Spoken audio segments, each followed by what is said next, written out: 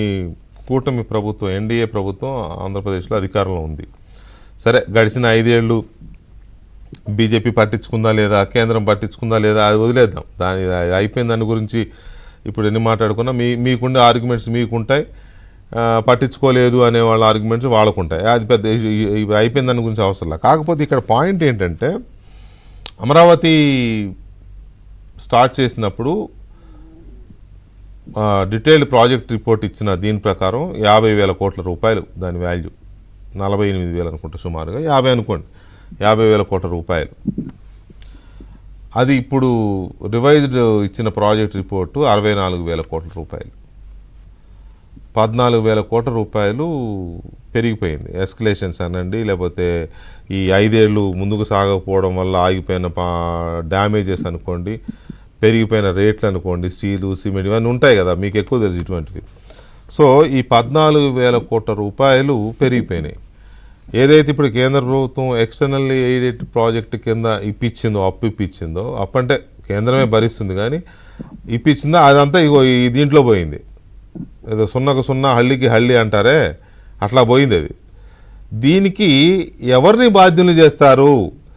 గడిచిన 5 ఏళ్ల విధ్వంసానికి, చెదిరిపోయిన జీవితాలకి, బతుకులకి, ఆరిపోయిన బతుకులకి, ఇదిగో ఈ 14,000 కోట్ల రూపాయలకి ఎవరిని బాధ్యులు చేస్తారు? నేను మిమ్మల్ని, నాగభూషణ్ గారు, మిమ్మల్ని బీజేపీ గానో వ్యక్తిగానో అడగట్లా, కూటమి ప్రభుత్వంగా అడుగుతున్నా. ఎవరిని బాధ్యులు చేస్తారు దీనికి? ఒక్క నిమిషం వెంకటకృష్ణ గారు, ముందు ఏంటంటే 2 పాయింట్లు నేను క్లారిఫై చేయాలి. ఇందాక 2014 నుంచి 19 వరకు బీజేపీ అప్పుడున్న రోల్ ఏంటి, 19 నుంచి 24 వరకు 2 పాయింట్లు. ఫస్ట్, అమరావతిని ఎప్పుడైతే 3 రాజధానులు అన్నా ఆ రోజు డే 1 నుంచి కూడా మా రాష్ట్ర పార్టీ కానీ మేము కూడా ఒకే రాజధాని ఉండాలి స్టాండ్ తీసుకున్నాం. అది ఎక్కడ కాంప్రమైజ్ లేదు. నేను కూడా అఖిలపక్ష మీటింగ్ మేము వచ్చాం కానీ సిపిఎం వాళ్ళు రాలేదు. తర్వాత దానికి నేను సత్యమూర్తి గారని వెళ్ళాం. సరే, అది వదిలేండి. రెండోది, ఈ ఏదైతే మీరు చెప్పారో ఆల్రెడీ 64,000 కోట్లు, 15,000 కోట్ల రూపాయలు ఇంత ముందు 2014 నుంచి 19 మంది ఖర్చు పెట్టాం. అది కాక ఇప్పుడు వస్తున్నటువంటి 5 సంవత్సరాలు వాళ్ళు చేసిన డ్యామేజ్ ని మళ్ళా సరి చేసుకుంటూ ముందుకు వెళ్ళాలి.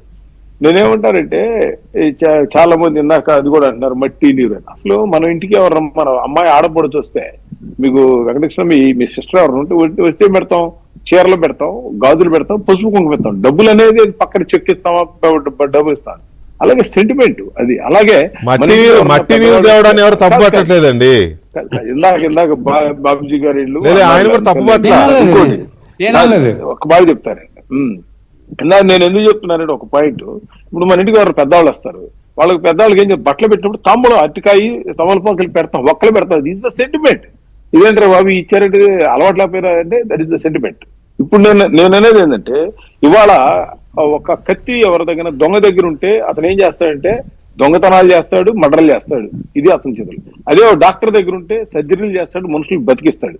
మన దరిద్రం ఏమైందంటే, లాస్ట్ 19 నుంచి 24 వరకు కత్తి రాంగ్ ప్రొఫెషనల్ పవర్ అనేది ఒక కత్తి చెప్పాలంటే వాళ్ళ దగ్గరికి వెళ్ళింది. దానివల్ల ఇవాళ ఈ రాష్ట్రంలో ఎంత డ్యామేజ్ జరిగింది. ఈ డ్యామేజ్ ఏదైతే ఉందో ఇవాళ ప్రజలు, అతనికి ఎవరు శిక్షించాలి, ప్రజలు పూర్తిగా శిక్షించారు. ఇంకా ఫ్యూచర్ లో కూడా పవర్ లోకి వచ్చే ఛాన్స్ కూడా లేదు. మనం కూడా కంటిన్యూగా ఒక 20 సంవత్సరాలు ఈ కూటమి ఉండాలనుకుంటే మనం కూడా అంతే కేర్ఫుల్ గా ఈ డెవలప్మెంట్ విషయంలో కూడా ఉండాలనేది. ఈ రోజున మోడీ గారు మీరు చూస్తే ఇవాళ బెంగళూరు టు మేదరమెట్ల రోడ్డు ఎంత ఫాస్ట్ గా వెళ్తుందంటే మీరు నమ్మరండి. జనవరి 26కి 26లో కంప్లీట్ చేయాలని టార్గెట్. అది యాక్చువల్గా 27కి అవ్వాలి, కానీ 1 year ముందు తీసుకొచ్చారు. అంత ఫాస్ట్ జరుగుతుంది.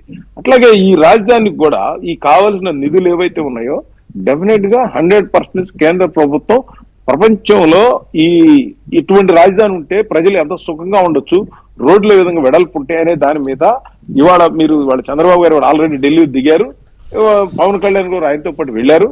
ముగ్గురు మాట్లాడుకుని మోడీ గారిని కలిసి డెఫినెట్ గా ఒక మంచి సొల్యూషన్ తో, అంటే ఇక్కడ ఈసారి పరిగెత్తడం తప్పితే ఇంకా వందే భారత్ ట్రైన్ లాగా, ప్యాసింజర్ రైలు లాగా ఉండదండి.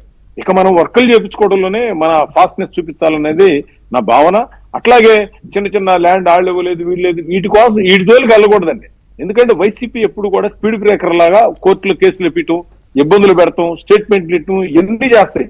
వాళ్ళ ట్రాపులో మనం పడకుండా మనకి ఏదైతే అవసరం ఇప్పుడు మార్నింగ్ బ్రేక్ఫాస్ట్ అంటే బ్రేక్ఫాస్ట్ గురించి ఆలోచిస్తాం కానీ ఈవినింగ్ లంచ్ డిన్నర్ గురించి ఆలోచిస్తా కూర్చుంటే మనకి టైం అయిపోద్ది, బ్రేక్ఫాస్ట్ కూడా చేయలేం.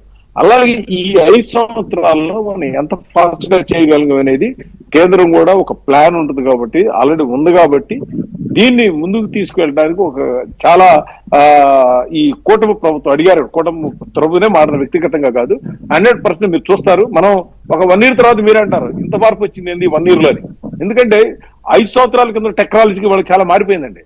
ఇవాళ 12 ఇంత ముందు 4 ఏళ్ళు పెట్టే బిల్డింగ్ ఇప్పుడు 12 నెలల్లో కంప్లీట్ చేయవచ్చండి, అంత టెక్నాలజీ పెరిగింది ఇప్పుడు. సో అందుకని ఆ వారం మనకి వేరే ఇష్యూస్ చిన్న చిన్న ఉన్నా కూడా ఇదివరకంటే వాళ్ళు ఆ